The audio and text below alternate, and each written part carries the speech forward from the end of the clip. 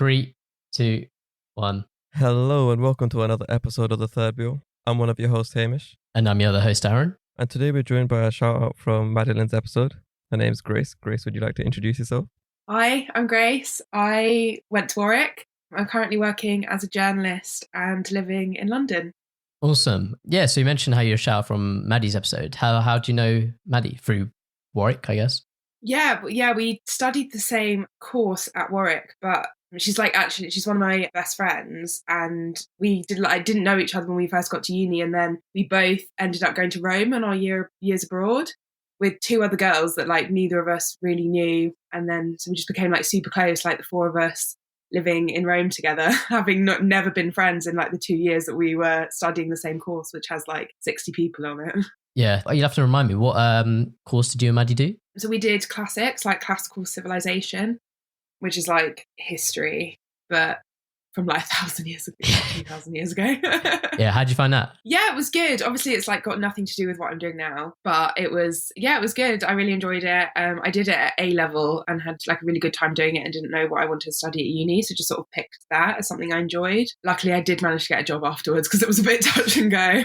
What are kind of jobs you're looking at after doing a classics degree?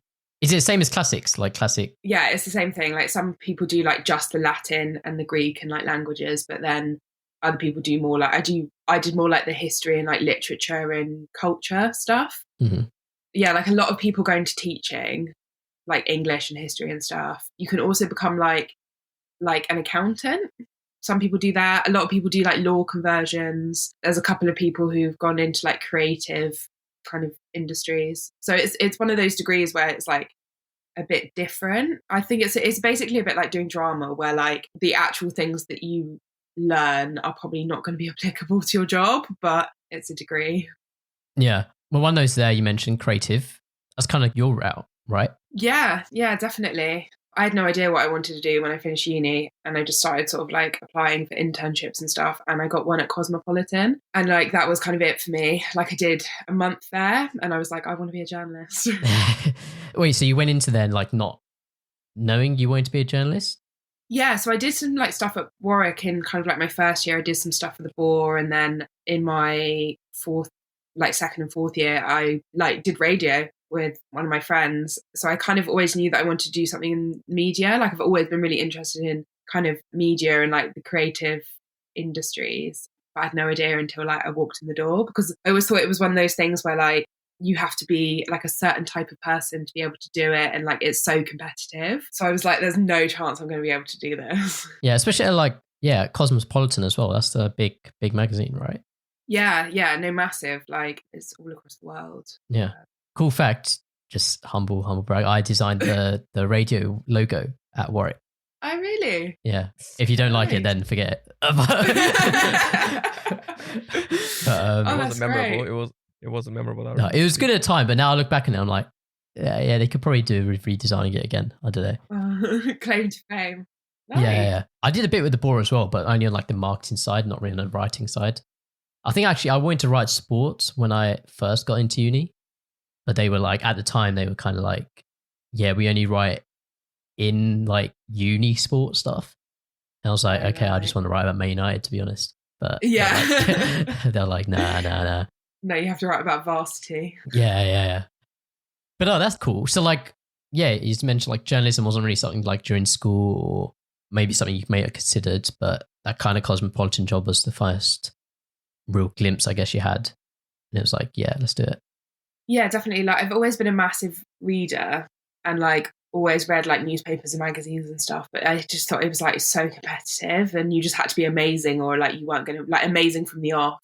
Because obviously you see people who get these internships and stuff straight out of uni from a couple of people from the Bore have gone and done really, really well. And I just thought you had to be like that. And kind of if you didn't make it by the time you were 21, you had no chance, but it's not like that at all. Yeah. Well, Hamish, you could have done I forgot we could have done a humble brag on the our names are at the bottom of the Bore website. Oh yeah. If you go into thebore.org, it's powered by Tom, Hamish, and Aaron. So we did some work on the website as well. Yeah. We've been around the block, man. Been around the block. So then, how did you get the opportunity at Cosmopolitan? if it was kind of like new to you? So I just started like applying for internships, and then I met one of the editors at like an event, and I just started talking to her. Yeah, and like I suppose that helped. Like I think it's quite applying for the internship. It's not like applying for some, like you get these like grad internships that are like super competitive and like hundreds and hundreds of people apply. Like it's really not like that. It's like you send an email and then I guess hope that like they can slot you in, because obviously it's a very difficult industry to get into, and they're such a big magazine with such like with more resources than others, so they do have a new intern like every 3 weeks. Okay. So throughout the year they can fit quite a few in, like every month they have a new one, so they can fit quite a few in across the year. So it's not really like, it is kind of like luck that you get picked, but I think because I'd met this editor, like she probably put in a good word for me. Wait, when you say intern, do you mean like literally temporary, or do you actually mean you like as a grad? Oh yeah, so like work experience, I guess. Okay. Yeah. So is that what yours was? Yeah. So it was work experience, and then so it was supposed to be 4 weeks, but I was graduating, so I could only do 3. I was gutted. But like, no, it was really good. Like from the off, I just started like pitching ideas and stuff, which I don't think they'd really had anyone do before. And then so I got like 3 articles published, and I did like a couple of interviews. So after that, I like established myself with one of the editors there, and then started writing freelance for her. Oh, wicked. Wait, so you're writing freelance for one of the editors? Yeah. So you obviously like write for the magazine, but you work with like only one editor really. Okay. Otherwise it's like too many cooks in the kitchen. Yeah. Okay. So you would be writing for Cosmopolitan? Yeah. So I wrote for like the like sex and relationships area of the site. They also have like health and entertainment and like all these other sections. Yeah. Okay. No, that's cool. And then so like having those like articles, you said you had articles published and did a few interviews. The articles, are they kind of like, do you come up with those pieces, or is it they give you kind of an assignment and then you can play around with it and write your own thing, or is it quite strict? It's like, I think what happened was, I don't think anyone on work experience maybe before, or like not for a really long time, had actually written anything. But you do loads of transcriptions, like you transcribe loads and loads of interviews. And then for this editor, every time I gave her back the transcription, I just like put a little note about something I thought about the interview. And then in the end, I think she just like picked up that I was interested and was like, oh, if you want to ping me some, if you want to. Was there a little note like, let me do one of these? Yeah, it would be fab, thank you. I was also like sat opposite her, so I was just like, every time I sent her an email, I was just like, hello.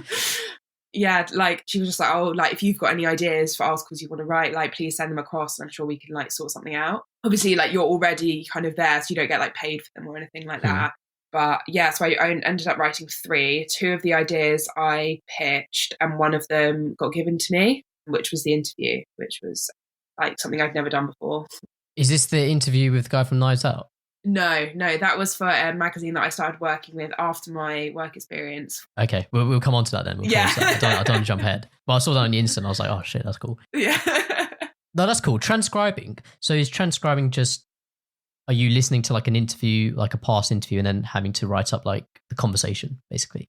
Yeah, you just literally write it up word for word. Like it's quite, if the interview is boring, then obviously that's really boring. But if it's really interesting, then you do get like, and because I was doing it there, obviously the interviews were quite like nitty gritty. Like I did one on kind of like, there was a feature coming out about people who'd been in relationship with people that had just lied throughout their whole relationship. So I listened to this interview with this woman who had been in this relationship with a man for like 5 years, and he just like completely lied, even about like what his name was and like all of that. So I'm just transcribing this, like, oh my God, the drama. Oh, like, yeah. That's mad. What happened in the end with that kind of relationship? Like, I think she like left him, I imagine. Peak. Yeah. Yeah, literally. Yeah, just like crazy stuff. He'd be like, oh, I'll meet you like in Paris this weekend, and then just like never turned up and then just lied about what, and she turned up in Paris? Yeah, because it's like flight. A smart person would meet at the airport, you know what I mean? Like, you don't just meet in Paris. Yeah. Well, he was like, because he just lied to her throughout so much of it. Like, I mean, it was like a couple of years ago, so I can't really remember. Wait, she sent someone to Paris and they didn't go, and then made an excuse about it. Was it for a YouTube video or something, like a big like prank? I like, imagine. You know, just some people are really weird. How long are these interviews that you have to transcribe, roughly? Well, they vary, I guess. Yeah, they vary. I'd say like 45 minutes to an hour. Oh, that's long. I have to like transcribe 15 seconds for the podcast so we can post like a clip midweek. And I'm like, even that's like, yeah, it doesn't take me. Maybe it's just because me and Hamish are maybe harder to understand. So it's like, what are we actually saying? Yeah. But yeah, even that, I find like, I couldn't imagine doing 45 minutes because I've seen people like, some people have recommended like transcribing the whole podcast and putting it online, and it's good for like SEO and stuff like that. But, and obviously good for those who like have like difficulties hearing and stuff. Yeah. But then, yeah, I just can't imagine like listening to the podcast and writing down everything. Oh, I was just saying, you can get like software that will do it for you, but it's like not accurate. Yeah, I don't know if that was what Hamish was about too. Yeah, that's what I was gonna say. Because for me, for some reason, maybe I talk too fast or I slur my words into each other too much, so it basically just doesn't work for me. So if you check the YouTube version, the automatic YouTube version, it just thinks I'm chatting about something completely else to what I'm saying. I'm like, yeah, I can't use these. Yeah. And they all promise to be so accurate, but I'm just like, I don't want to pay. A lot of them cost as well. Yeah. So I don't want to pay, and it just tells me like, yeah, just stuff I haven't said. But no, that's cool. So yeah, you had what were the articles that you wrote about? So I wrote one about how, like, I've forgotten like the headline of it, but it was like how straight people should behave in like gay bars, like. And then I wrote one, the interview was with a musician about like being like a really butch woman and like how that had affected her life. And then I wrote one about Huel, you know, nutritional, yeah, that stuff, which was a bit like off. And then those were the three that I wrote while I was there. And then I did like a couple afterwards I did one on like aphrodisiacs and like gaslighting and stuff like that. Yeah, I wonder if I matched. I've been to a couple of gay bars now, actually, because Hamish can risk me, but I lived in San Francisco for a year. Oh, nice. And there's like the Castro district, and it's like, yeah, famous for like pride and everything. So it's like, it's just a strip of like gay bars. And so like me and my housemates thought it'd be cool to like go check it out. And I think it was our second night there as well. Like we went. What am I going to rinse you for? What exactly am I rinsing you for? Just saying I lived in San Francisco for a year. Oh, okay. Because I've said that a lot of times. Do you say it a lot? Yeah. It's just a little flex, you know? Yeah. Yeah, so I was just wondering if I was like thinking in my head, like, how did I behave as a straight person in a gay bar? I don't know if I was actually going to ask, like, you know, in Soho, there are the gay bars, yeah, like when you walk past them, yeah, like, I don't even know how to behave myself. I just walk by, I'm just like, I need to just get from point A to B because I don't know. I don't want to offend anyone here. Yeah, it's more like going in, like how you behave like when you're in them. Like, I think people think that they're like, because obviously like you don't have to be like any part of the LGBT community to go into them. And I think because they're like so fun and so like kind of like free spirited, I think some people get away from themselves a bit. And it's basically just like really simple stuff, like not getting offended if someone hits on you, like, which is ridiculous. Like, I had two guys hit on me, you know, and to be honest, I was gassed. I'm not gonna lie. I was like a bit like, oh shit. But they thought I was from Australia and not from England, so I was a bit well, they're a bit disappointed when they found out. I think they might have been, you know. I'm not gonna lie. Yeah, it's just like really simple stuff like that, I guess. Yeah, because it's like, why are you in there if that offends you so much? Yeah. That would be weird to like go in and I couldn't imagine like why people would be offended. But cool. So you had the time at Cosmopolitan, and then how did you like leave there and going to like freelance? So I'm actually not completely freelance at the moment. I'm the features writer on a magazine called Good to Know, which is like, it's like a parenting, like family magazine, but I work on the news side. So I do a lot of like all the health stuff. So I've been covering coronavirus like for the last year. Mad. Yeah, I'm the #1 go-to source for like lockdown stuff. Yeah, so after Cosmo, I started doing some work for a magazine called The Upcoming, which is like a London-based like entertainment magazine. And that was amazing. Like I got to do so much cool stuff, like go to like all these like press events and screenings and see like I went to like Netflix premieres and stuff like that. Yeah. And I interviewed Don Johnson at the Knives Out press junket, which was like probably one of the scariest things I've ever done, because he's like Dakota Johnson's dad, if you know her. And is he? Yeah. And he was in Miami Vice, which is the thing he's most famous for. I think like probably our parents' generation, as soon as I told my dad, he was like, oh my God, like that's amazing. That's so cool. But like, yeah, I don't think anyone like in our generation really knows who he is apart from like Dakota Johnson's dad. Well, Knives Out was a sick film. Yeah. Well, I really liked it anyway. Yeah, it was such a good film, such a good film. So I went to see that, and then I interviewed him. And it was like my first ever press junket, which is like so I turned up to like the Mandarin Oriental in London, which is like this like super bouge, like 5-star hotel next to all these, and then you get put in a room with all these other journalists, and they're from like, you know, like all the like the Times, like the Independent, the this, the that, and they're just there like conducting all these interviews all day. And I was just there like, so nervous, like wheeled into this room, and like the whole room is just kind of like covered in like soundproofing stuff, and he's just sat there like, hello.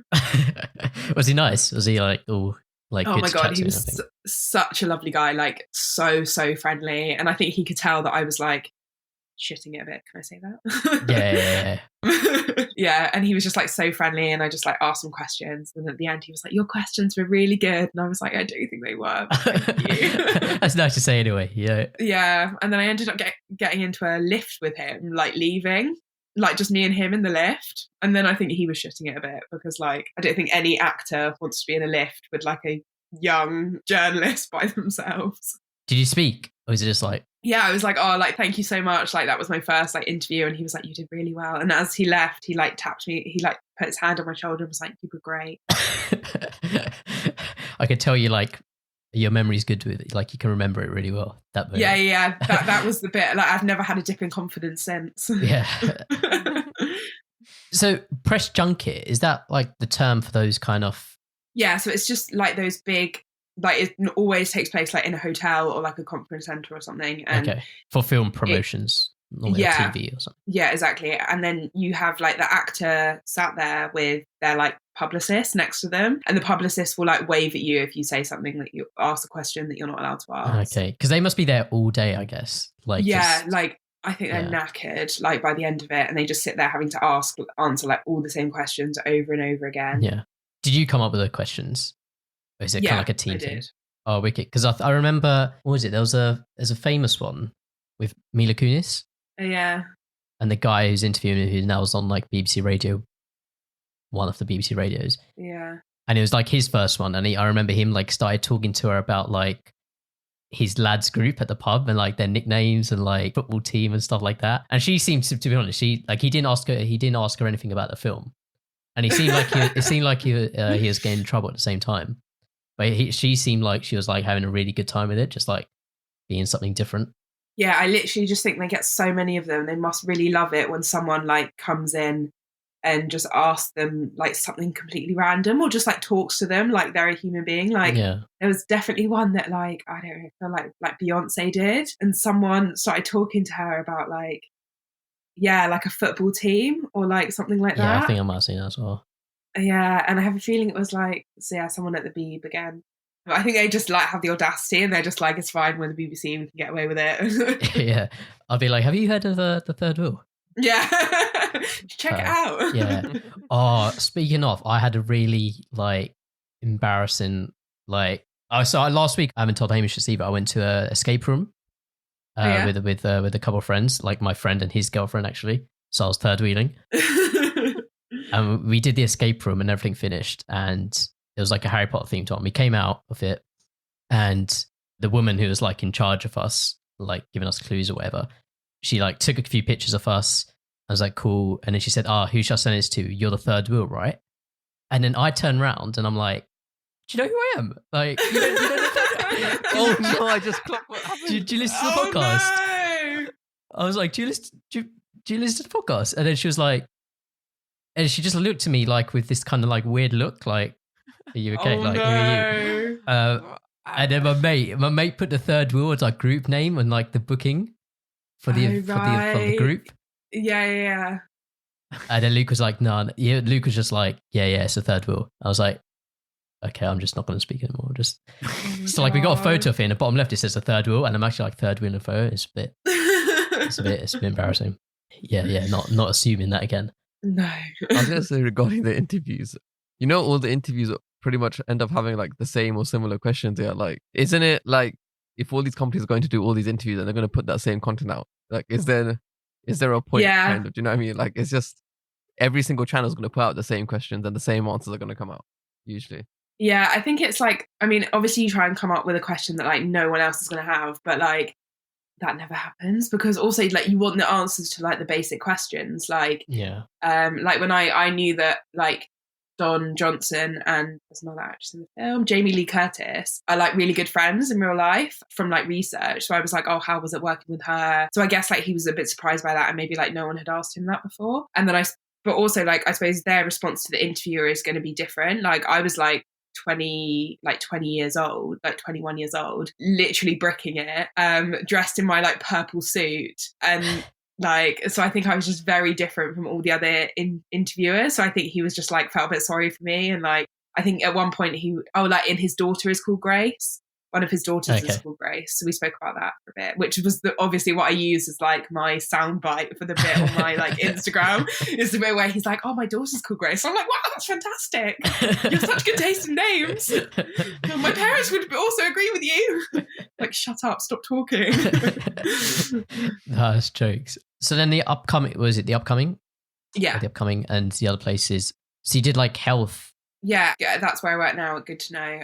I do a lot of like, and the coronavirus stuff. What do you write in terms of like coronavirus? I do a lot of like SEO, I guess like breaking. So like when news breaks, people want to know about it. So like when all the vaccines came out, it was like, what is Pfizer? So we literally have a piece on like, what is the Pfizer vaccine? That does really well for us because we got in there really quickly. And it will just be like, you know, like, is lockdown being delayed? Like, are children going to get the coronavirus vaccine? Like, stuff like that people are just Googling, and there's not really a lot of places that like collate all the information on it. So it's kind of like writing features, like kind of like long form with just like loads of info and stuff like that people are looking for. No, that's cool. I can see, I can tell that that'll definitely be useful over the past year. Yeah, for sure.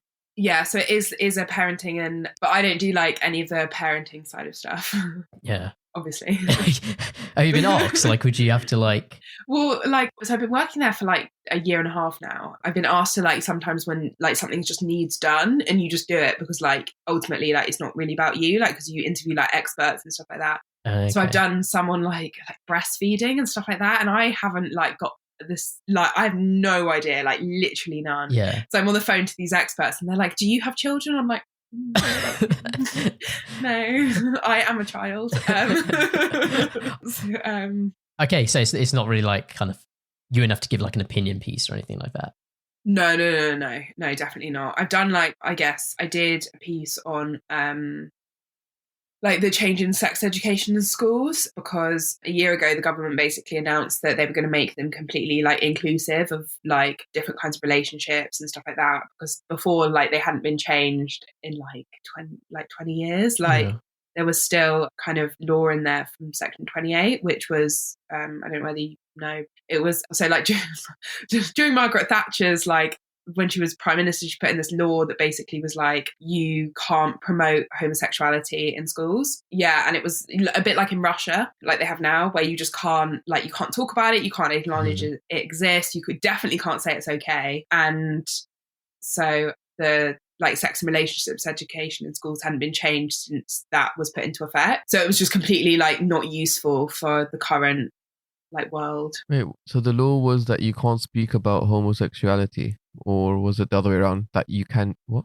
Wait, I got it wrong. Yeah, so you just can't, like, you can't. Oh, okay. It was a law that was put into effect by the government and put on like local councils, so which is like state schools. Yeah, so like teachers couldn't, like if a kid was being bullied in the playground for being gay, teachers couldn't like step in because they'd have to acknowledge what that kid was being bullied for.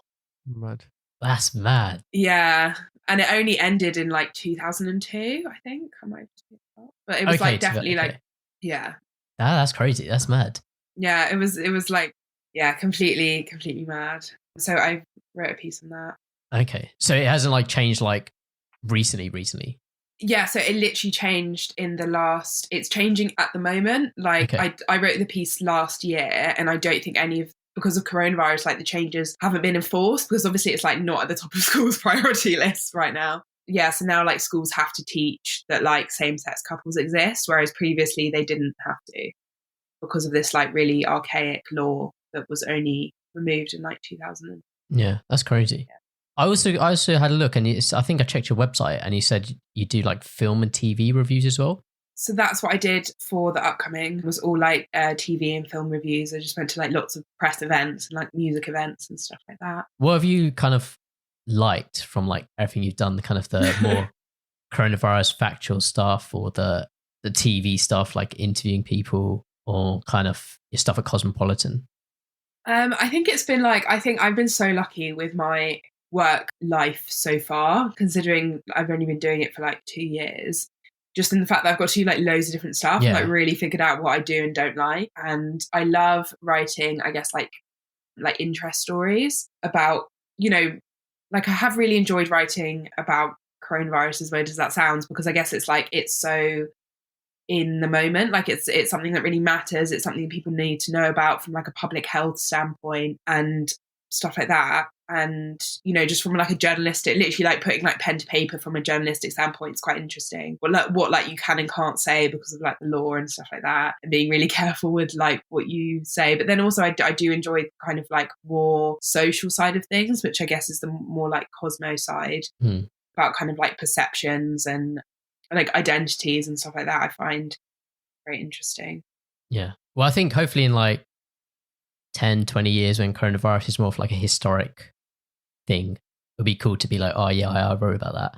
Yeah, definitely. And I think coronavirus will become like a lot more interesting and less traumatic in like 10 to 20 years, when people can actually like look at it and be like, what happened? Like, my God. Yeah.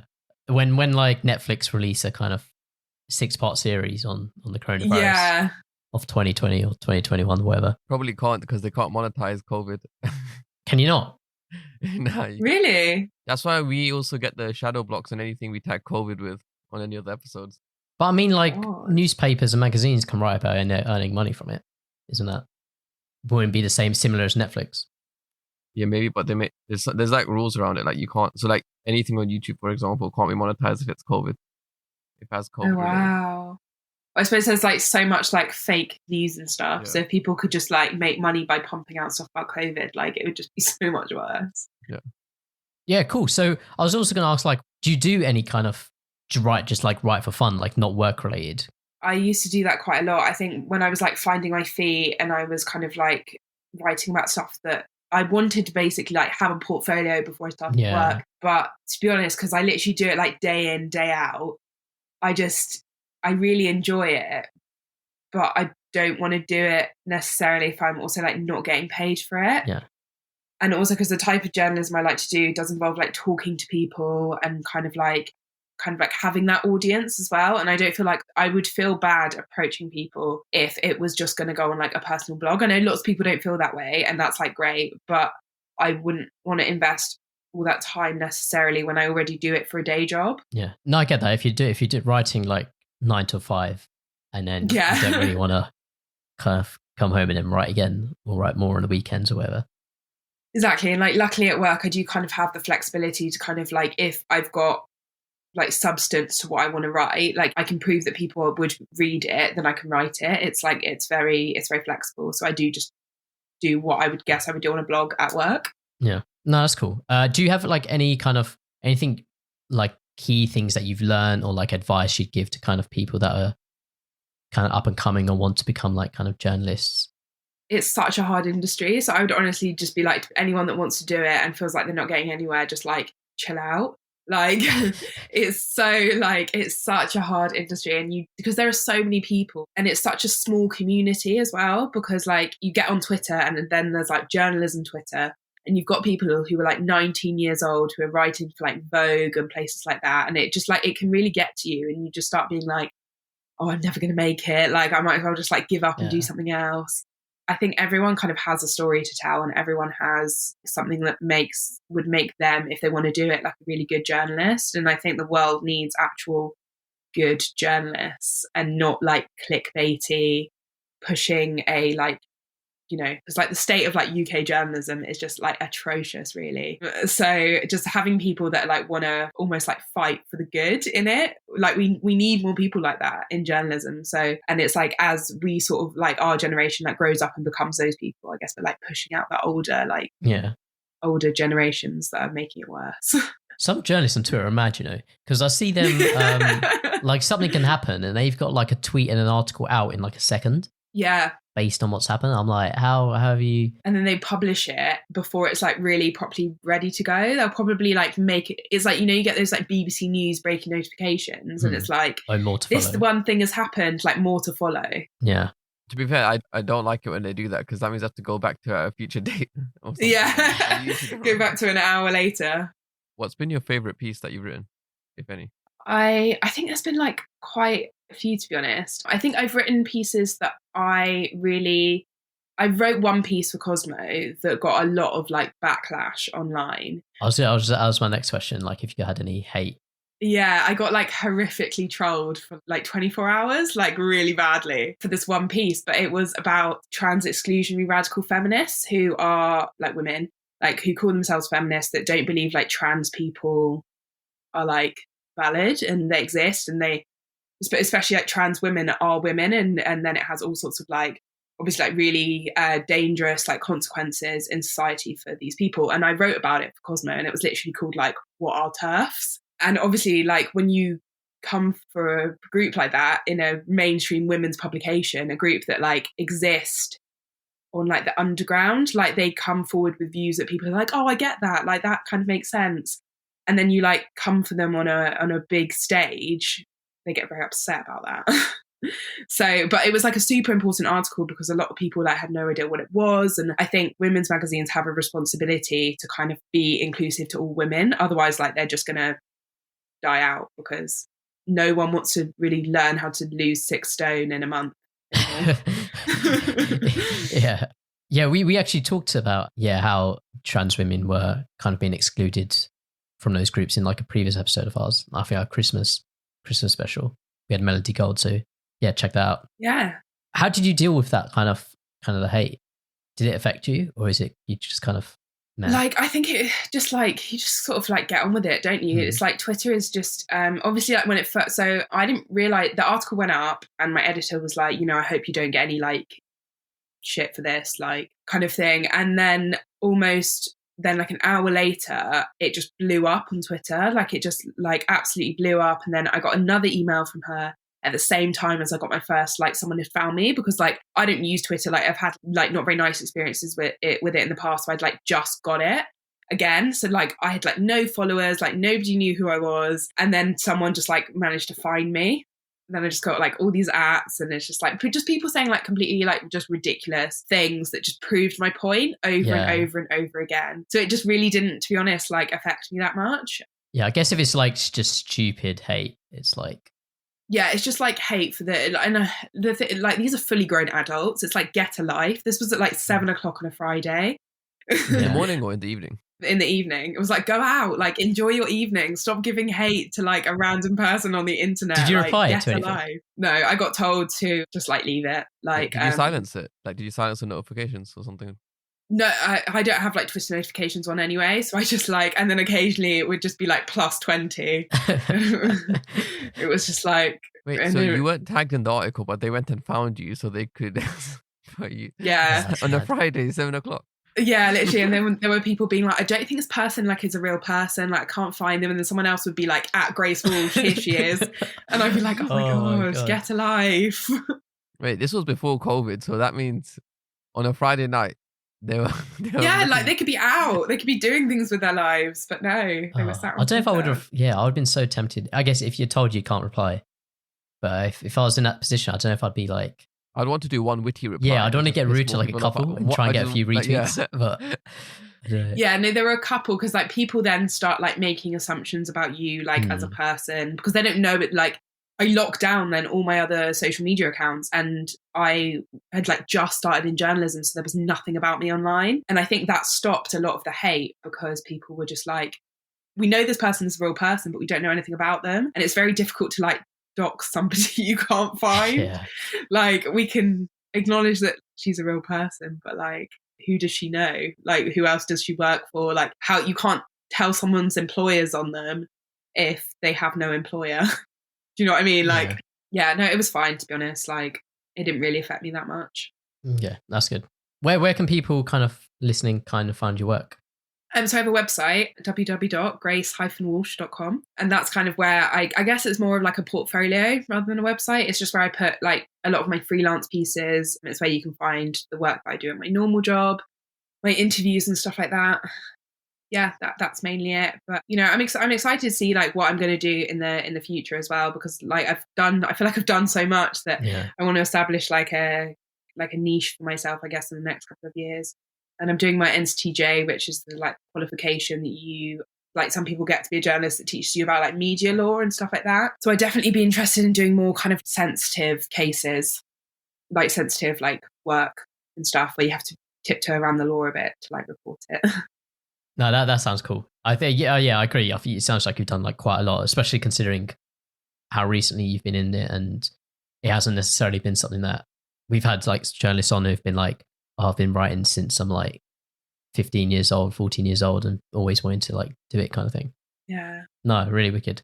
Yeah, I would just honestly say like to anyone that wanted to get into it, like just do it as well. Like do start that blog, like do it, because then like you're doing it. Like don't wait for someone to give you the opportunity, because like if you do that then they probably won't. Like you just have to like be a bit of a, like at my internship at Cosmo, I literally followed one of the editors into a lift.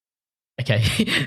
To like you just have to push for like those opportunities, like those networking opportunities. Like I saw the one that I wanted to work with, like I saw her leaving and I was like, okay, run. And just like got into the lift with her and just like started chatting. And I guess then she like realized who I was, because you know like there they have a new like work experience person like every month, so you've got these like huge editors who manage these huge sections. Like they're not going to pay any notice to someone that's there for a month, so you've got to like push. So anyone that is interested, I would just be like push, and don't feel like you're being like too pushy, because you're probably not. Yeah. So yeah, something moving on a bit, like something we've kind of like mentioned a bit, the LGBTQ plus. Have I got that? Oh, you missed that 10 layers. You're getting slew, Darren. No, I think I've got it. I think I've got it. It is Pride Month. Yeah. Yeah, I don't really know where to start. I don't know like loads about Pride or Pride Month necessarily. I'm not sure about Hamish. But yeah, I don't really know where like to even start. What is Pride Month, I guess? So yeah, I mean, it's like such a fair question, because like I have so much, I guess it's one of the reasons why I want to talk about it, because I have so much beef with Pride Month. Oh, okay. Yeah, like I feel like a certain type of way about it. But basically Pride Month is based around June 28th, which is the anniversary of the Stonewall riots, which was, I guess, like definitely not the beginning, but like the kind of the point in history that everyone remembers for like the gay rights movement. And it was basically where there's the Stonewall Inn in New York, and it was quite a famous gay bar. This was in like 1969. Mm-hmm. And whereas it was at that point in the UK and the US, I'm pretty sure, like it was legal to be gay, but there were so many limitations on it. So while you legally could do it, you couldn't do all these other things. So it was in fact like actually still illegal. And the police raided this bar, and I think it happened so many times, like these really violent police arrests, and people just started fighting back basically. And it led to like kind of like 2 weeks of protests. And so Pride Month is kind of remembering that like time that's seen as this like pinnacle for the gay rights movement like around the world. Like Stonewall, the biggest like LGBT charity in the UK, is like named after it. Like yeah, so Pride Month is basically kind of like remembering that. So it was all legal and police still like came in. Yeah, I mean, I definitely feel for obviously like I should know this, but yeah, like I'm pretty sure it was legal to be gay in the US before it was legal to be gay in the UK. I feel and like in the UK, yeah, that was in 1968, 69 in the UK.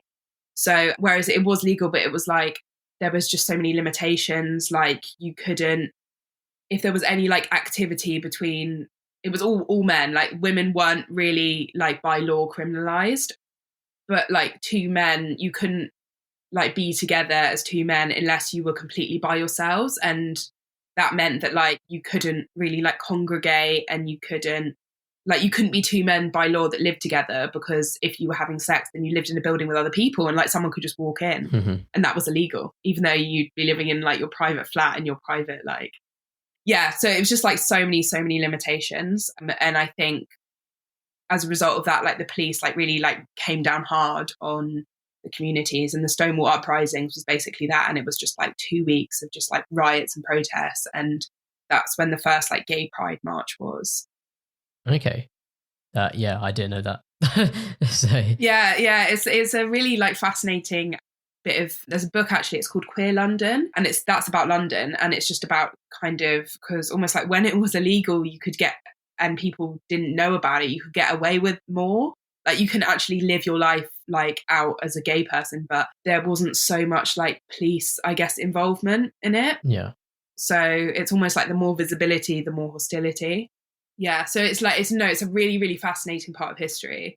Like literally could go on for hours. I know you mentioned like stuff about like sex education previously. And is that something maybe that could come into the curriculum, teaching about like that kind of history? Yeah, I mean, I would love to see it. Like, I think at uni, I know definitely like Goldsmiths do a module at master's level on like queer history. But I'd love to see it kind of like be brought into more kind of like, to be honest, I don't think it would ever be like part of the GCSE syllabus. And like, you know, when schools do teach about like the 60s, because it was a great, like huge, massive part of the 60s and like no one really talks about it. Yeah, and I noticed you said queer history. I remember Mel saying like queer was always a term that was kind of seen as quite a derogatory term, but it's something that's been trying to be like reclaimed, I guess. Is that the correct term to use when? Definitely. I think queer kind of refers to everything that just like isn't straight. Like it's instead of having to be, I guess, like LGBTQ plus and queer can be used like interchangeably. Yeah.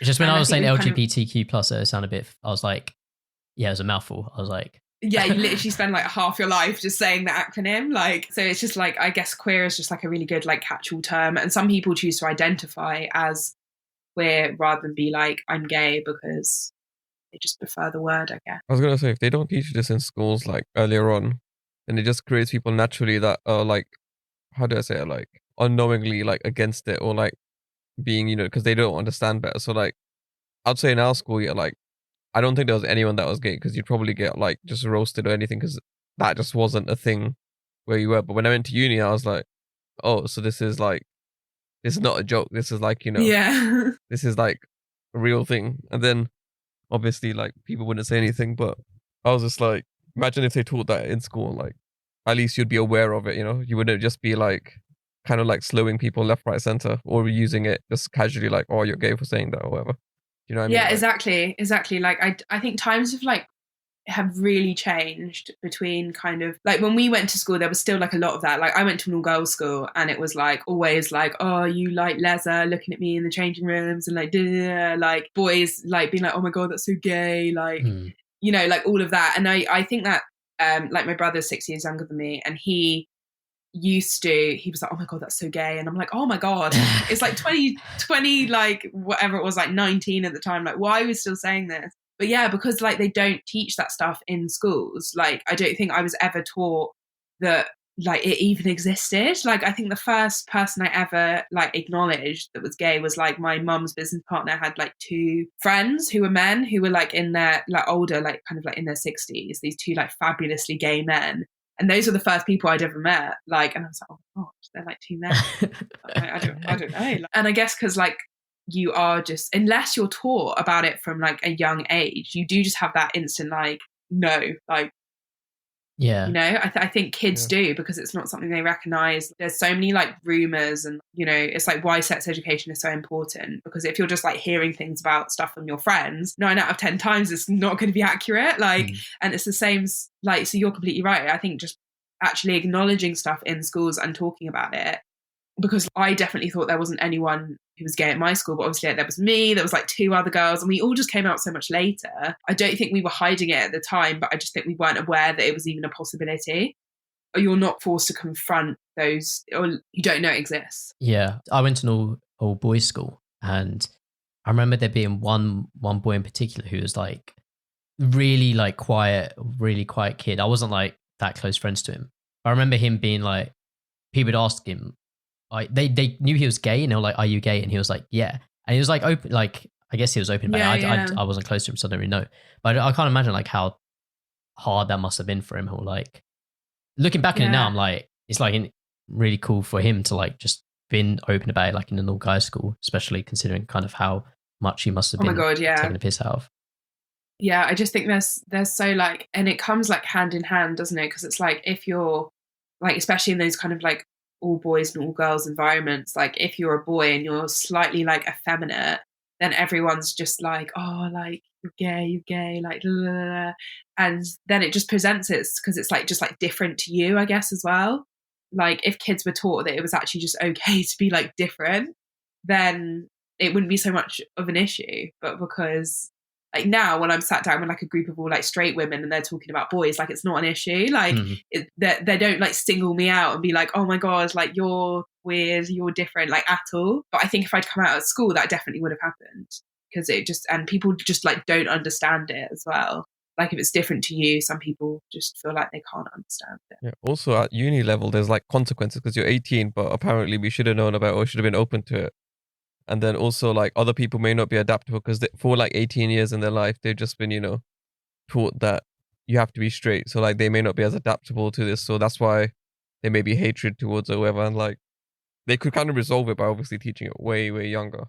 Yeah, and I think it's just about like just kind of putting everyone on a level playing field as well. Because if you have grown up in like quite a strict like religious community, like you've gone to a really religious school, or like it's very like culturally different. Like England is just like a fantastic like melting pot of all these different like cultures and religions and everything like that. But as a result, like obviously some communities are more like smaller than others, and it's not someone's fault if they get to the age of 18 and then they've never been taught even like what being gay is, or like whether it's like a good thing or a bad thing or whatever, and then they get to uni and it's like all these people who have had that exposure growing up, like it's not their fault that then they would be a bit like, oh, don't know about that. Yeah. Like how was your experience like coming out? I was like very lucky, to be honest, because like I grew up in London. I think if I'd grown up in like the deepest, darkest parts of Yorkshire, it would have been a bit different as well. Like even geographically, it's so much different. Like I was absolutely fine. Like members of my family, I think, knew before I did. Like so did my friends. Yeah, to be honest, like had a very easy experience. It wasn't really a big issue for me. I had a boyfriend for like 6 months and I was like, oh, really? It's not for me. Like, bless, I love him so much. And he's one of my like really good friends to this day. Okay, and we just cool, like laugh about it now. Yeah. No, but I was just like, how could, no. How old are you? Like 16. 16, okay. And so were you with him at the time? Like when you were like, when you came out? Yeah, basically. So I broke up with him to come out. Okay. And I was just like, I was really like, oh my God, it's not you, it's me. And he was like, yeah, like everyone says that. And I was like, no, honestly, I promise you. Yeah, well, there's that like joke I've seen like films and TV shows where it's like, yeah, oh, you're such a bad boyfriend actually that would like to with me. Yeah. Yeah, so I'm sure he was like kind of like, yeah, friends of his must have like, yeah, rinsed him for it. Oh yeah, and I think people still do. Like I think we like met up at Christmas and we were having a chat and he was like, people like when I told my friends at uni that I had a girlfriend that then came out, they were like, oh, you must be really shit in bed and like all of this. And I was just like, oh my God, like that's just not how it works. Like it's actually nothing. Like you are the least important person in this equation. Yeah. Like it's actually got nothing to do with you. Yeah. But yeah, going back to like Pride Month, you mentioned you have like a bit of beef with it. So like, to me, what do you mean by beef with it? To me, it's just like, it just seems like, June 28th or the month, like people go for like a parade and like celebrate it and stuff. So it seems like quite like innocent to me. Yeah, no, it absolutely is. I think, it's out of COVID. Gay Pride in London would have been on like the 7th and 8th of July is normally. And that's like fantastic. Like it's an amazing weekend, really, really brilliant for visibility. And I think that's what makes it, like in big cities, like you are just a lot more visible. Like the whole of like Oxford Street gets shut down and there's all these people like going about like holding hands and like everything like that. But I think beef with Pride Month is like, how like companies all change their banners and stuff to like rainbows. I think that's where my issue with it starts. Obviously, like it's great that a month like this exists and people are like, but what are people actually doing? Because if all you're doing is like stamping a rainbow flag on your logo, my favorite one to talk about this is like Pfizer. So if you go onto Pfizer's Twitter page, they've got like, oh my God, it's like a slap in the face with a rainbow. Like it's there's so much of it. And there's all like, we support our employees to be like, who they are at work and all of this. But Pfizer donated almost, it was like $900,000 to anti-LGBT politicians in the US in 2019. Wow, okay. So they've just, it's like they've been like, oh, we signed the Equality Act. We make sure that on our private like healthcare plans that same-sex partners can also be included and like all of this, but then they donate like £1 million to people that are actively making queer people's lives harder in a very, very serious way, like not, you know, in like putting in laws to stop them being able to do things. And I just think that's ridiculous. Like, how can you say that you're pro, like you support the LGBT community when you're funding people who are making like lives harder? I just think it's ridiculous. And that just happens so often. Like there are some companies that do it. Like you've got like H&M is they donate a lot of their money from their pride stuff to charities, but it's those big American like corporations that front it so much just like don't do anything. Yeah, I just had a look at Pfizer's Twitter page, and it's got like changed the logo and stuff. I remember Monzo. I think Monzo have. Yeah, Monzo have, and it's like I completely understand why people think it's good, because it's like awareness, isn't it? But people only as well started doing this, I guess, like recently when they realised that like 9 out of 10 people wouldn't be offended. Like I don't doubt that if companies thought they'd lose money by putting a rainbow flag on something, they wouldn't do it. That is a key thing. Yeah, at the end of the day, it's all about money. That's what that's what the queer community needs. You need money to fund projects and like support groups and just to make lives easier. Like you don't need a person wearing like a "Love is Love" t-shirt and H&M. You know? Do you think if they didn't do stuff like that though, they'd also get people on the other side being like, "Oh, why aren't you doing it?" Do you know what I mean? Yeah, I think they probably would, but because it's like you have like Apple, for example. Like Apple is a really good example of this. So they don't do anything. Like I don't know what they're doing this year, but historically, like they've never participated in pride parades. Definitely in the UK, I'm not sure about the US. Like they've never changed all their logos. Like they've never done anything. But the money they make from their rainbow wristbands does actually go to LGBT causes. They have they donate loads and loads of money to different charities, Apple do, but you never hear about it. They don't put out like a huge press release and start changing their logos. And it's great to see that support, but you can only have so much awareness before you actually need like tangible like help, I guess. And all these companies have so much money that the best thing to do would just be to hand some of it over rather than like stamping a logo, because like people now know that gay people exist. Like, yeah. Well, the CEO of Apple, Tim Cook, came out as gay. I don't think it was even that long ago either that he came out. Yeah. But yeah, that is a cool point, because I guess I haven't really even thought of it. Like I see companies doing that, and I'm kind of just like, oh, that's nice to see them kind of supporting it. But you don't really think if it's them just being a bit hypocritical.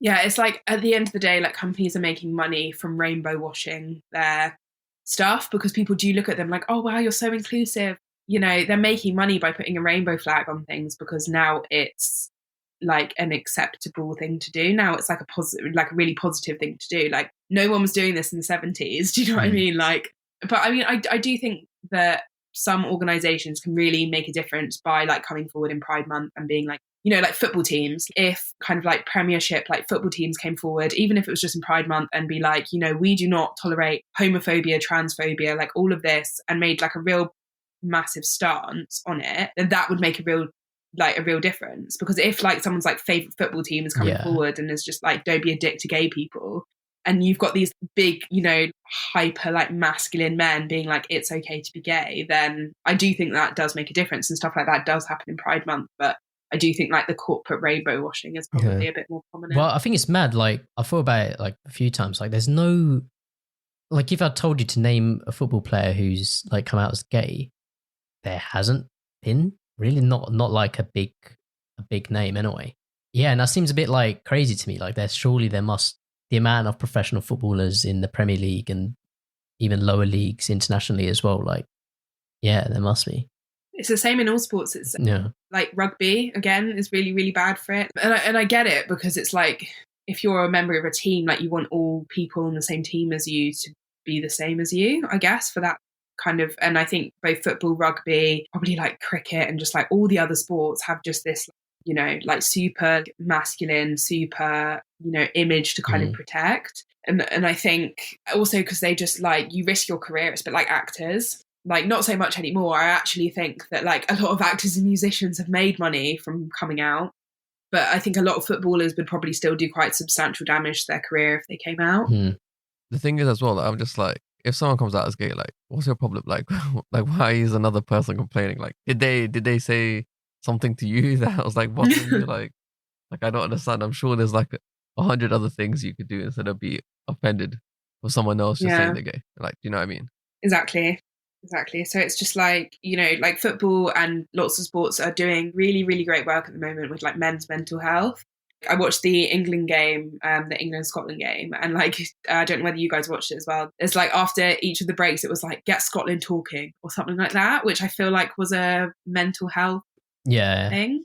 Yeah, and I think men's sports teams, you know, you've got a lot of football players who've come out and spoken about like online hate and like discrimination and stuff like that. And those are all like such important topics, but it has shown that it can be done. If you've got Marcus Rashford coming out talking about like racism and kind of like online hate, it's making people think about it and be like, actually, you know, racism, discrimination, like men's mental health are all subjects we really, really need to talk about and really address. And I think sport is one of the industries that has the chance to really do that. So as well as those issues, it'd be great to kind of see them do a bit more. Like the England cricket team, I saw a picture, like went out to one of their games with like slogans on their back to be like, no, they were like, no to racism, like no to homophobia, like no to transphobia or something like that. Yeah, I feel like I've seen football gaming in the last couple of years where everyone wore kind of rainbow laces or rainbow armbands or something like that. Can't remember when. Did you ever get the rainbow laces at uni, Aaron? Because I bought them, but I didn't end up putting them in my shoes. But I bought them because, like, basically when we played, we were encouraged to do it to like allow people to at least one of your laces to do it. But the thing was, undoing your laces and then redoing the laces was so much effort, like, so I never did it. But I still have the laces till this day. But it's just because I couldn't even bother switching it into my shoe. Yeah, no, for sure. I think it was it's called like, I've forgotten what it's called, but yeah, the rainbow laces are like a really big thing. And like New Zealand rugby team a couple of years ago, their kit, it was actually really cool. So when obviously in rugby, like people pull their t-shirts and stuff like that, and when you pulled the t-shirt, it was like in the fibers of the t-shirt, it was like a rainbow. Yeah, that looked pretty sick. Yeah, and that's like obviously just like a massive PR stunt, but it's the New Zealand rugby team. These are like some of the hardest guys in the world. No, that's cool. Yeah, and sports people, they're like incredibly influential. Was it only this week Cristiano Ronaldo hit 300 million on Instagram? It's like the highest. Definitely 300 million. Oh, okay. On Instagram. Yeah. And it's like, did you see his stunt? Well, not stunt, but like the thing that he did with the Coca-Cola bottles? I don't think it was a stunt from him. No. Because I generally think he's like that about like fizzy drinks and like he's takes care of himself like incredibly well. But it's turned into like almost a positive PR stunt for Coca-Cola. For those who aren't in touch with the world like this, what are we talking about? Oh, so like at a press conference, like Ronaldo, so when the footballers sit down, they get given like drinks, and there's like a bottle of water, like Coke, like there might Heineken, like the sponsors. Heineken, yeah. And Ronaldo literally just like moved the Cokes to the other side of the thing and was just like then said in Portuguese like agua or something. Yeah, so it's like drink water. This is what Patrice Evra was taking the piss out. Yeah. But he tagged. Okay, that and then Paul Pogba did because he doesn't drink alcohol. So when he came to his press conference, he moved the Heineken out of the way. And then there's just been like this running joke where players have like some players are coming and open a Coke straight away and started like drinking it. And I think Coca-Cola they went down in stock price after Ronaldo did it for a bit. Yeah, by like 4 billion. Yeah. But it's also kind of, I don't know. I think it's also been a kind of positive PR stunt as well, in a sense. Yeah, I think that's good because like I haven't drank fizzy drinks in a few years, and I'm just like, if you don't drink fizzy drinks, I feel like you're in so much of a better state, anyways. Even if it's like Diet Coke drink, I feel just like it's unnecessary. So like that can hopefully be good, but then peak for Coca-Cola, but not like they care about a lot of things, anyways. So. Yeah, so it's like people really have like a big chance to kind of like make an impact, and I don't know if it's being done by like everybody. Also, before we carry on, can we just clarify that you have beef with the companies putting the flags on their logos or whatever, and not the actual Pride Month concept? Yeah. Okay. Because that was a bad statement. I'm just making sure. No, but I mean, like, obviously, it's just like I feel like if you ask any LGBT person what they think of Pride Month, I think most of them will be like, yeah, it's great, but it's just like a little sigh before, because it's like, you know, so it's turned into like a kind of a trend or like a commercial thing, like yeah, a product. it's also like, you know, it's a great month to bring awareness to all these stuff, to like all the issues. I think that if there was actual, real, tangible action that happened in Pride Month, like if the hugely transphobic UK media, for example, were like, you know what, we're going to actually publish an article by a trans person about being trans today, that would be a positive step. Like if, you know, companies were like, for Pride Month, we're going to donate like £4 million to like the Trevor Project, who support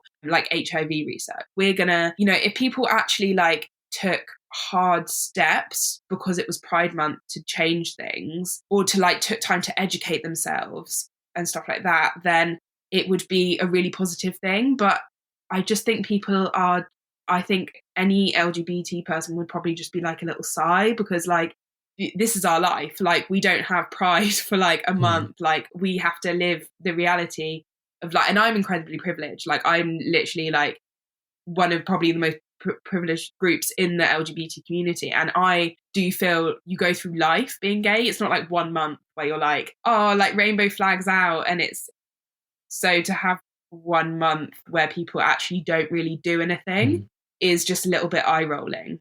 So I think I would have less beef with it as a month if people actually did something, you know, like if people actually took the time to educate themselves. You know, the world is changing so much, and we've got so many more rights than we ever have done before. Most of us, America and the UK, are like rolling back trans rights at the rates of like a million miles an hour. But like, you know, like gay and bisexual men can now donate blood, so there's less like healthcare discrimination and things like that. So I think, yeah, like I have beef with the companies, but I think I also have beef with the sort of PR stunt almost that is Pride Month, because I don't know how much is being done to actually lessen discrimination for the people that do Pride 365 days a year. Yeah.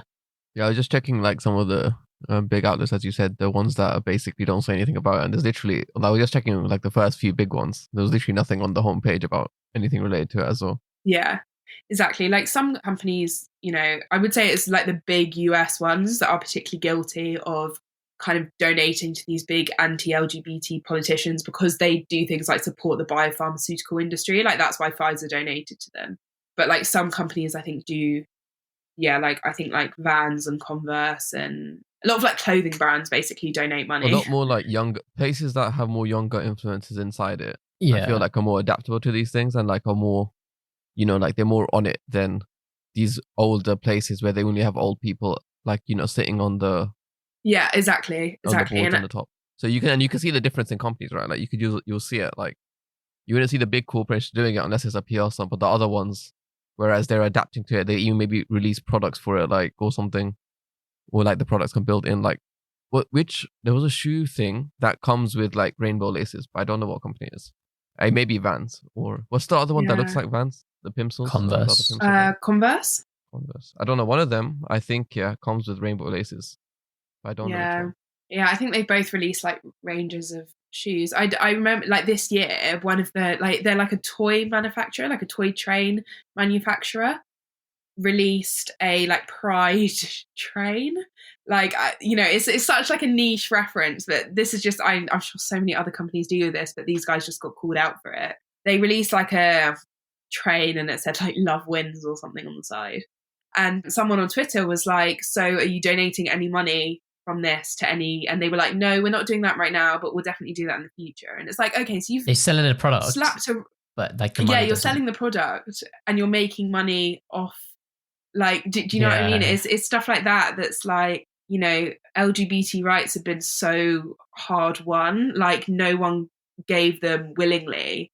And so now companies are making money off them and especially if they've never helped contribute to like the fight, as it were.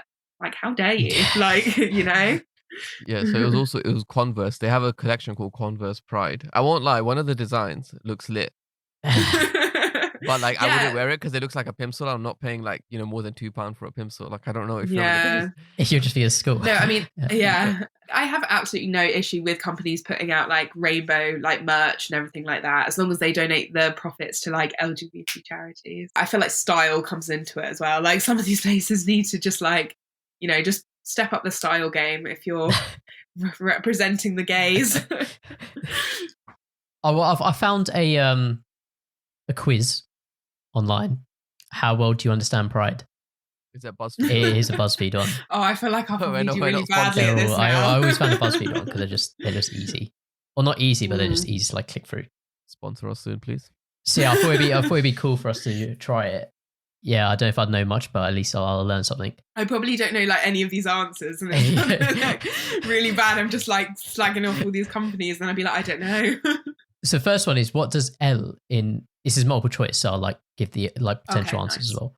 What does the L in LGBTQ stand for? Lesbian, lady, or liberation? Lesbian, right? I would have guessed lesbian.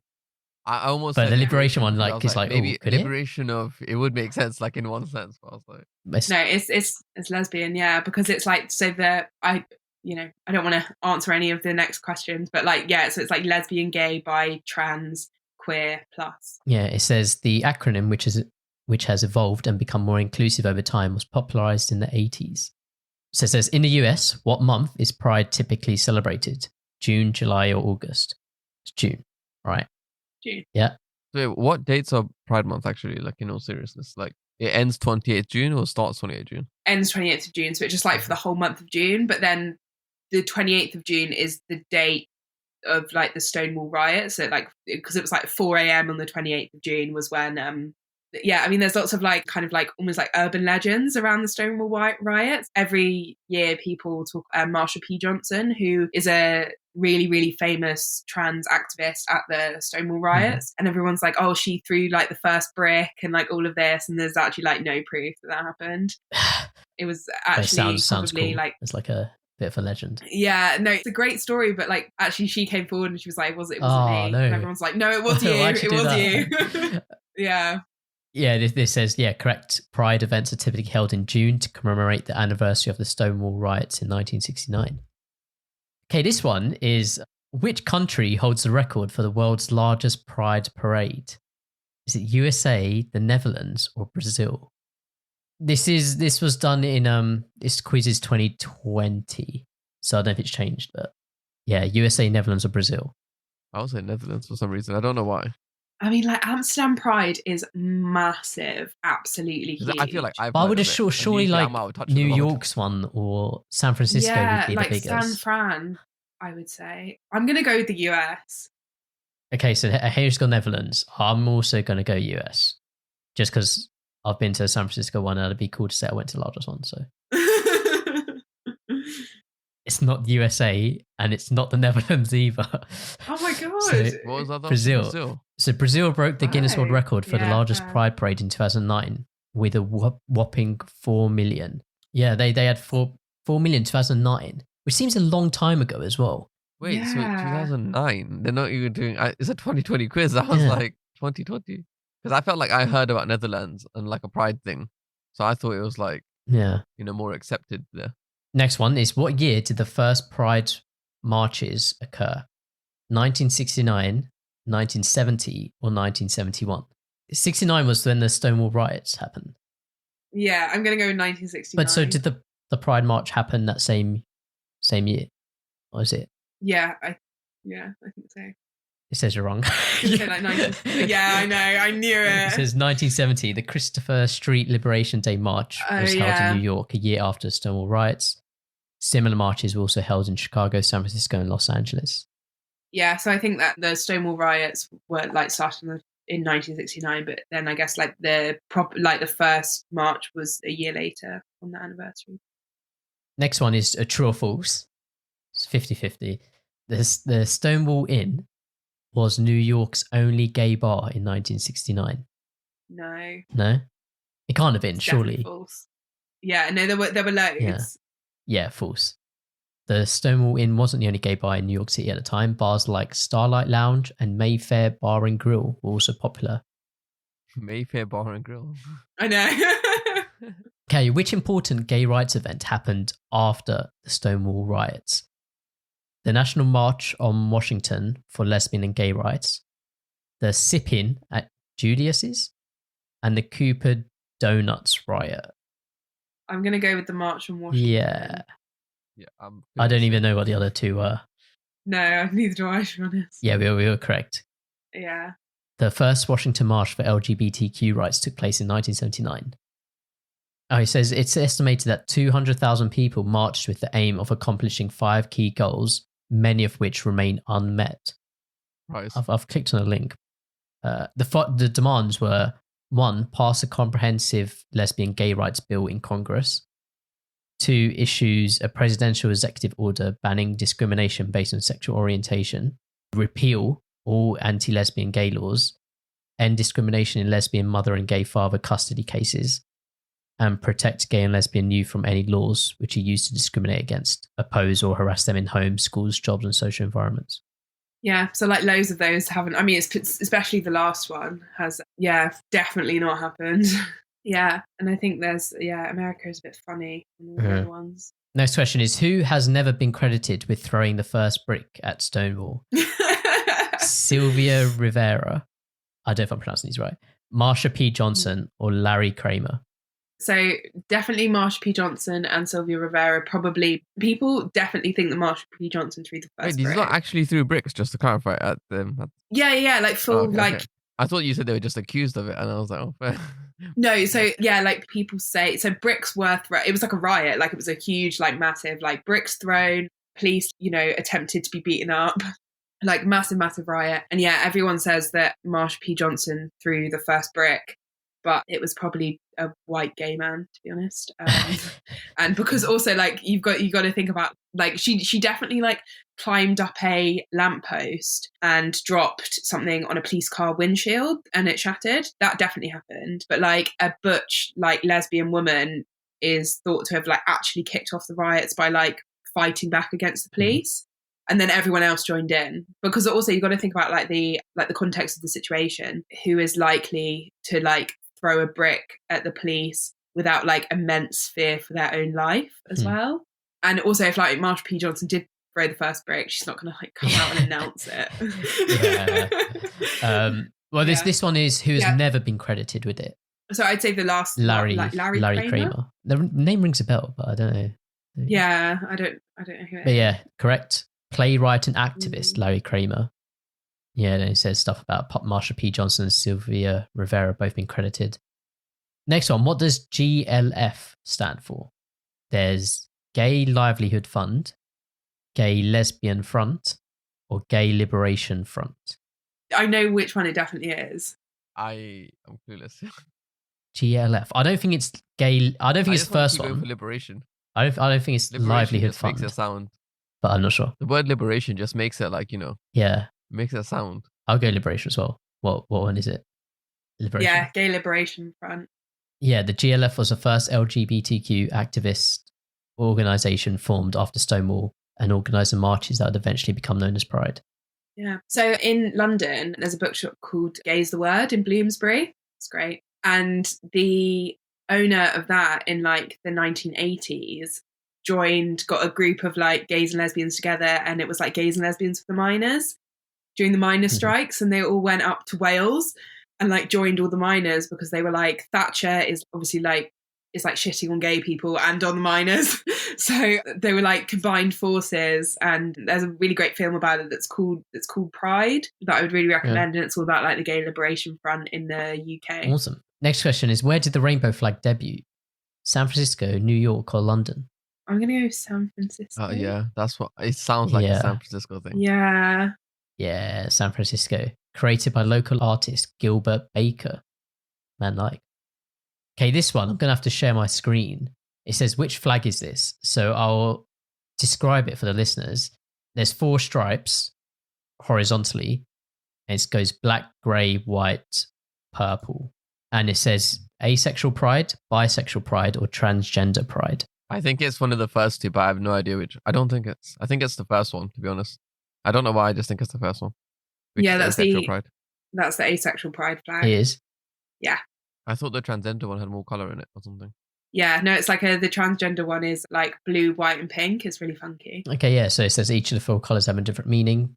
Black for asexuality, grey for demisexuality, white for allies, and purple for community. And last one is, who is often referred to as the mother of pride? Stevens, Donaldson, Eric Rofes? Well, you wouldn't refer to the guy as the mother. Surely it would have to be the Brenda Howard, right? Because it says mother of pride. Yeah, but that, I don't know. I know, but yeah. It doesn't mean them. It's a trick question for people like me. I actually, to be honest, have never heard of any of those 3 people.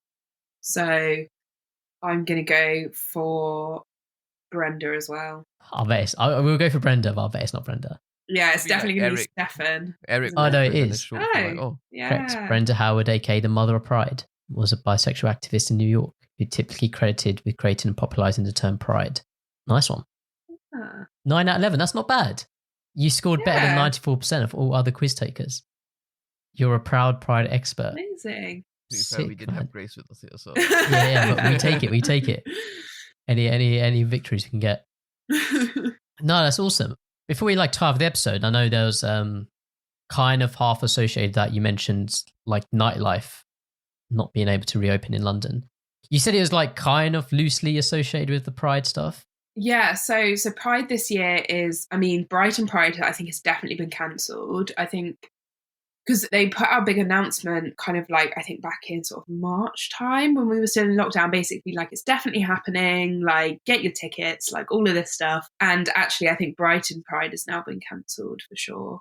I'm not sure about London Pride because whereas Brighton Pride is very enclosed, it's basically like a festival, logistically, I guess there'd be less chance for social distancing. And Brighton Pride gets in these huge acts, they get Ariana Grande and Britney Spears and people like that. So I think so much more money goes into it, whereas London Pride is just the parade that goes down Oxford Street and then all the bars and stuff start charging mental prices for their drinks. That is that is London Pride, but it's a lot more open, it's not closed off. So I guess social distancing wise, it'd be easier to go ahead.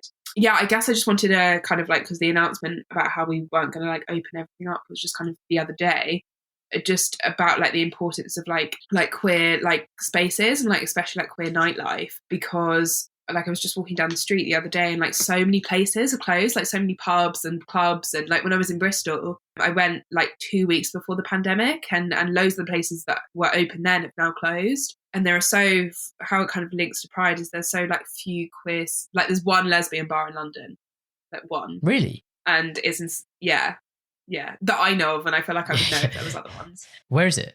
In Soho. It's called She Bar. And it's tiny, you would just walk past it without even noticing it was there. And kind of the decline of queer spaces has been definitely going on for years, kind of as the internet has got bigger, because people don't, I guess, need them as much to kind of meet people. And as there have been more kind of LGBT people haven't needed them as safe spaces so much because it's become more acceptable to be with a same-sex partner in a normal bar. So it's just kind of the impact of the pandemic on these spaces is going to be quite terrifying, I think, because so many, and there aren't that many to start with, are going to have to close down, I reckon. Do you prefer going to just a regular bar or a gay bar, a queer bar? I love going to a gay bar. I love going to there's a couple in Birmingham. When I was at Warwick, there's a couple in Birmingham. There's one in Coventry. There's loads in Manchester. Mm-hmm. I do not particularly one over the other because, I say, I can go out with my girlfriend and I live in London as well. Most bars and stuff in London, and it's completely fine. Yeah. But you do just obviously feel so much more comfortable. Also, it's I like being around other gay people. I like it that if my bartender is gay, it's just it does obviously just make you relax so much more because you in a normal a straight bar, I guess, you don't know who's around you, and so I guess I don't, but I do enjoy it, yeah, massively, and that they're just becoming fewer and fewer, and I guess as the community becomes bigger and bigger, you do get commercialized gay bars GAY in London is fantastic, but on any given night there's probably more straight women in there than anyone else. And so Yeah, but I wonder what like the impact of the pandemic is going to be on nightlife in general, and particularly queer nightlife, because so much of it is now like club nights. So there's one particularly for women in London called Lick, and it's set up by, I guess she's kind of like an influencer, but she's like a nightlife kind of, she does these events, and they've had to like postpone their events, and these are like events that cost like hundreds and hundreds of pounds to run, and if they just keep being moved because of the pandemic, like are they going to ever open again? Yeah, I don't know. I'd be hopeful about it, but you might have more of a scoop than I do. Yeah, I mean, I'm really hopeful to go. I was talking to one of my friends about all the places we want to go, and I just hope they open up again. Were there plans to reopen, and then after the announcement of it being delayed for weeks, it's now like undefined kind of thing? Or has it always just kind of been, we'll see what happens? Yeah, I think some of them are, like some of the nights have just been postponed, but I think the problem with that is you do get a lot of, you know, if you sold like 200 tickets to an event and then you're moving it someplace in like 3 months' time, like people might have plans. They're going to ask for refunds. Yeah. By constantly moving it and making the situation so uncertain, you're not giving those, you know, like nightclub, like bars, you're not giving any certainty. And it's also just like logistical stuff. It's like ordering in drinks. Like I've got a pub 30 seconds from my flat, so I go to it like all the time. And I was talking to the manager there the other day, and he was just like, yeah, like we're really, when they were opening, I bumped into him like in lockdown. He was like sorting something out in the pub, and he was like, yeah, we're not going to do what we did last time and just like buy in all the beer and then have to close down again and basically like pour it down the sink. Because just like logistically it just costs so much money, and that's just like, that's like a Green King pub, do you know what I mean? So like what chance does like a tiny like queer run bar in like anywhere have a chance? Yeah, well, fingers crossed. Yeah, definitely. Yeah, no, I don't know, in a month's time, by late July, I hope it's a lot of stuff will be reopened, hopefully. Awesome. Yeah, so how I mentioned in the plan beforehand, we have some like final questions that we ask each guest. And the first one for you is, what would be your death row meal?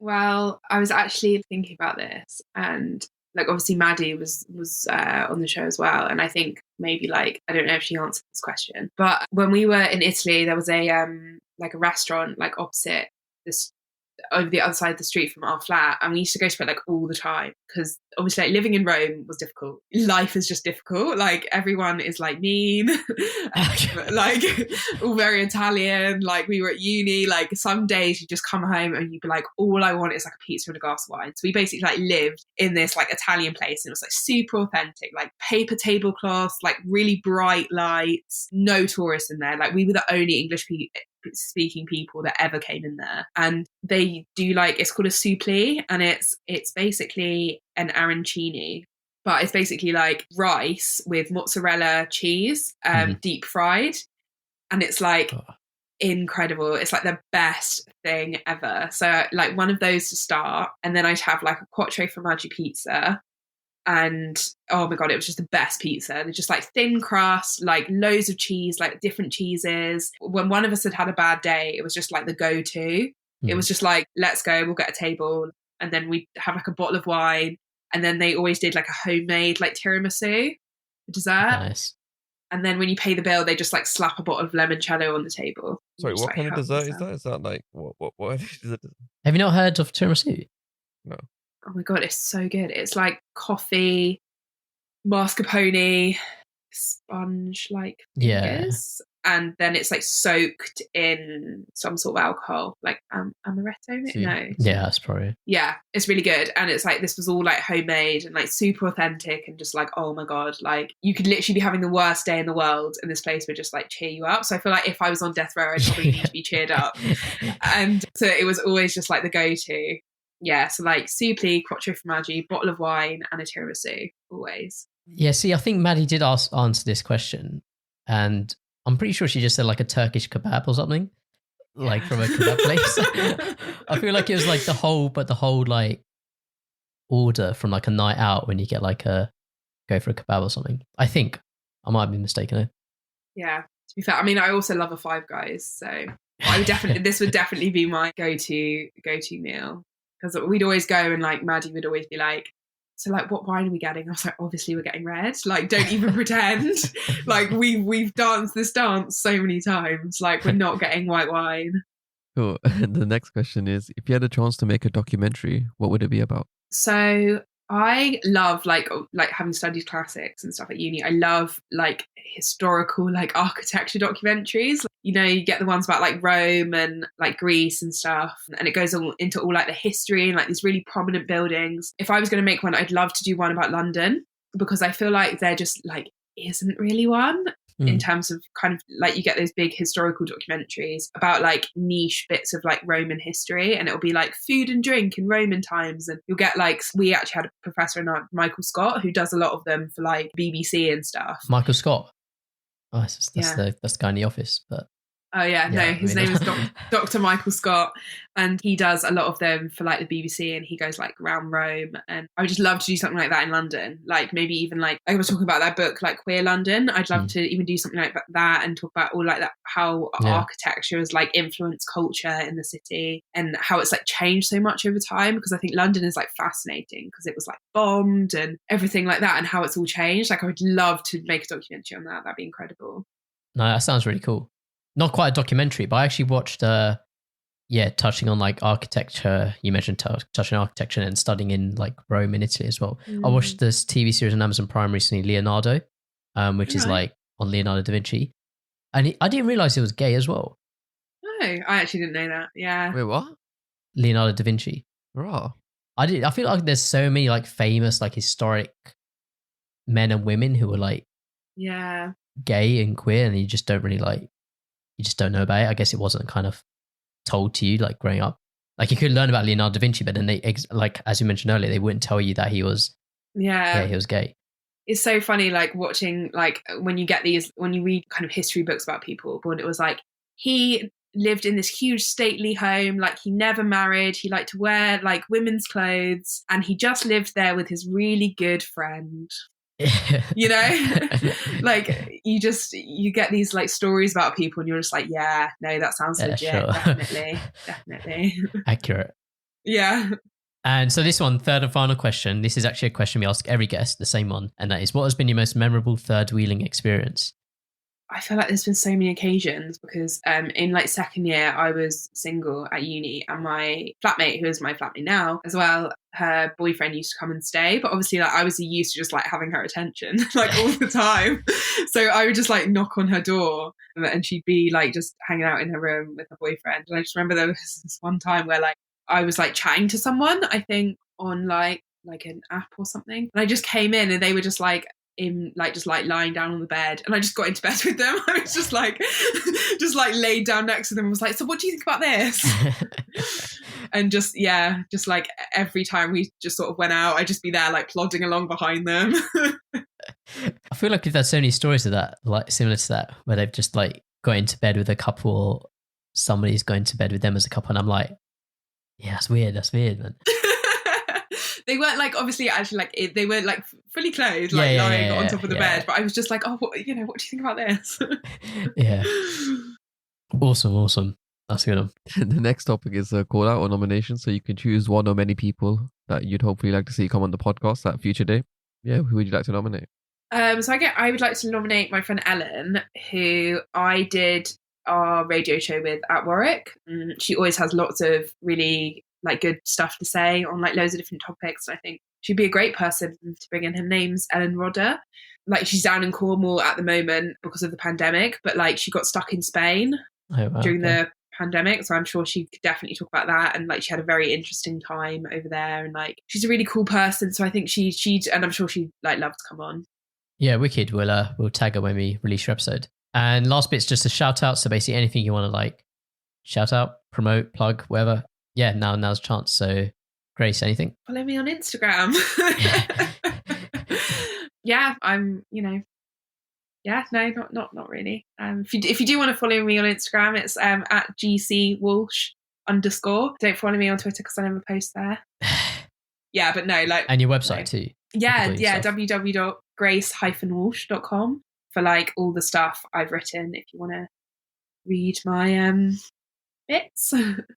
Wicked. Yeah, we'll put links to that in the show notes. I'm going to shout out. I made a little website recently to practice Vue.js. It's called Footy Text. So the website's footytext.netlify.app, and basically it's just, I don't know if you guys remember like teletext, Yeah, like checking the news. Channels, yeah. Oh right, yeah. The scores. Yeah, the football scores. Yeah. So basically, I've made a website where you can check football scores, and it looks like teletext. So you can check like old Premier League tables and like the Euro 2020 results and stuff like that, and it all looks like teletext. So yeah, you can check that out. Link will be in the description. Yeah, it's just like a small little app I made. But yeah, cool. Hamish, anything? Yeah, I'm just gonna shout out a song I think which is on the new Fast and Furious called Lane Switcher by Skepta, Pop Smoke, ASAP Rocky, Juicy J, yeah, and Project Pat. It's a decent song, so go listen to it. And obviously R.I.P. Pop Smoke. There's a new Fast and Furious. Yeah, I think it just came out, or it's coming out in the next couple of days. I haven't seen one of them. So, no. But isn't it like 11 10? or something? Yeah. Yeah. I think it's 9. 9. Oh my god. I think there's meant to be one more after this, and then that's it. Fair enough. But yeah, thanks, Grace, so much for coming on. Yeah, thank you guys for having me. It's been great. Nice meeting you as well. No, it's been wicked. Hope you enjoyed it, and hope everyone else enjoyed listening too. And yeah, we'll just catch you all next week. All right, see you guys. All right, have a good day. Bye. Bye.